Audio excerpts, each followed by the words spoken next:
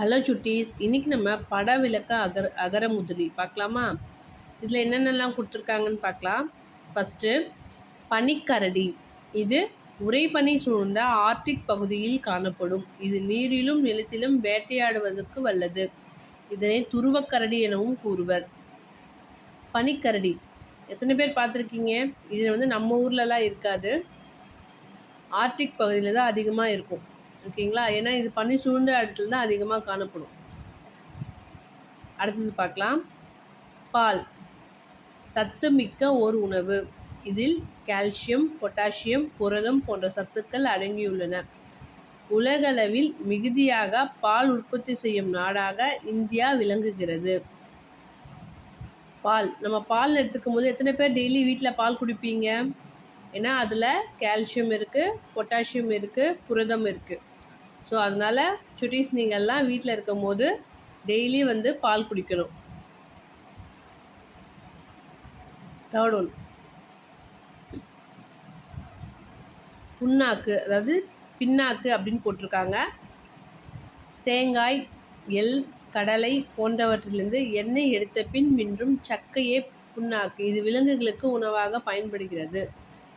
நம்ம தேங்காய் அரைக்கும் போதோ இல்லை எள் அரைக்கும் போதோ கடலை இதெல்லாம் அரைக்கும் போதோ அதுலேருந்து வேஸ்டேஜ் தனியாக வரும். இதுதான் நம்ம புண்ணாக்கு அப்படின்னு சொல்கிறோம். எண்ணெய் தனியாக வரும், வேஸ்டேஜ் தனியாக வரும். இதுதான் புண்ணாக்கு அப்படின்னு சொல்கிறோம். இது எதுக்கெல்லாம் பயன்படுத்துகிறாங்க அப்படின்னு பார்த்தோம்னா, விலங்குகளுக்கு தீவனமாக இதை பயன்படுத்துகிறாங்க. நெக்ஸ்ட் ஒன்று பார்க்கலாம்.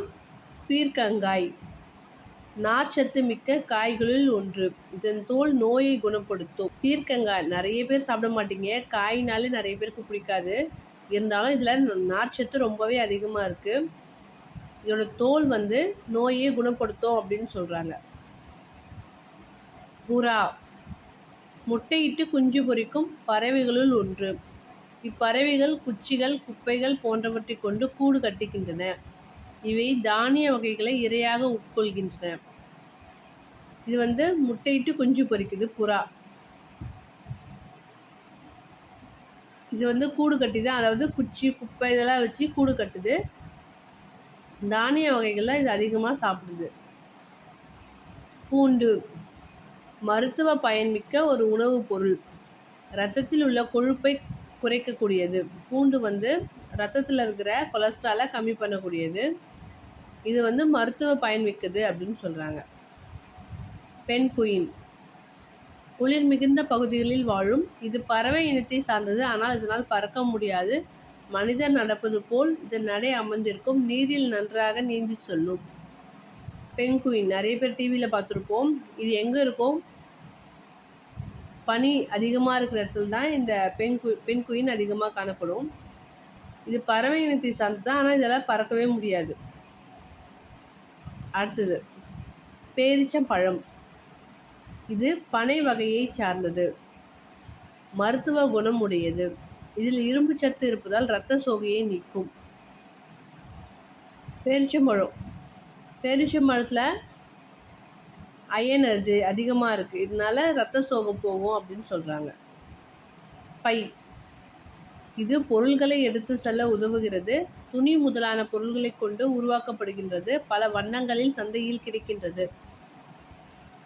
பை நம்ம நார்மலாகவே பார்த்துருப்போம். இப்போ தான் நிறைய பிளாஸ்டிக் பை வருது. முன்னாடிலாம் மஞ்சள் பை தான் அதிகமாக இருந்தது. பொங்கல் விழா. இவ்விழா தை மாதம் முதல் நாள் கொண்டாடப்படுகிறது. உணவுப் பொருட்கள் விளைவிக்க உதவுவது. இயற்கை அதற்கு நன்றி செலுத்தும் வகையில் இதனை கொண்டாடுகின்றன. பொங்கல் விழா நம்ம எதுக்காக செலிப்ரேட் பண்ணுறோன்னா, இயற்கைக்கு நம்ம நன்றி சொல்கிறதா நம்ம பொங்கல் விழா செலிப்ரேஷன் பண்ணுறோம். நெக்ஸ்ட்டு போர்வாள். பண்டை காலத்தில் மன்னர்கள் பயன்படுத்திய படைக்கருவிகளில் ஒன்று. போரிடும் காலங்களில் வீரர்கள் இக்கருவியை பயன்படுத்துவர். அந்த காலத்தில் அதாவது பண்டைய காலத்தில் மன்னர்கள் போரிடும் போது பயன்படுத்துறது தான் போர்வாள். வீரர்கள் இதை பயன்படுத்துவாங்க, இந்த போர்வாள். பவ்வம்னா என்ன அப்படின்னு பார்த்தோம்னா, கடலை குறிக்கும். பூமியோட பெரும்பகுதி கடலாலே சூழப்பட்டிருக்கு. கடல் நீர் உப்பு கரிக்கும். கடல் நமக்கு மீன், சிப்பி, நண்டு, முத்து, பவளம் முதலான வளங்களை தருகிறது அப்படின்னு சொல்கிறாங்க. நம்ம பூமியோட பெரும்பகுதி என்னன்னு பார்த்தீங்கன்னா கடலால் தான் சூழ்ந்துருக்கு. பேலன்ஸ் இருக்கிறதா நம்ம இருக்கோம். மற்ற இடம்லாம் கடலாகவே தான் இருக்குது. இந்த கடலில் நமக்கு என்னென்னலாம் கிடைக்குது அப்படின்னு பார்த்தோம்னா மீன், சிப்பி, நண்டு, முத்து, பவளம் முதலான வளங்கள் இந்த கடல் நமக்கு தருது. ஓகேவா சுட்டீஸ்?